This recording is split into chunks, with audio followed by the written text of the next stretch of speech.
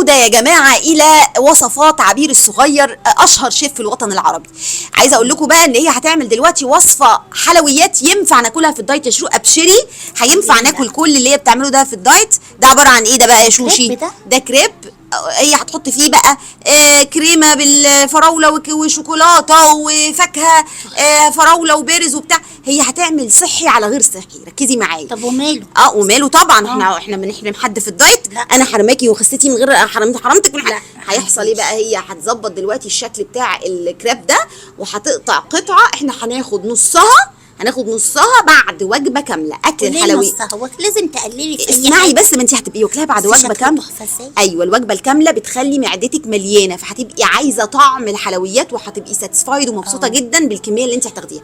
ما تاخديش كل دي، خدي نصها، وعايزاكي تنفذيها لي يا شوشي بعد وجبه كامله عشان تظبيط سكر الدم، وعلشان ما تبقيش جعانه فتاكلي التورته كلها.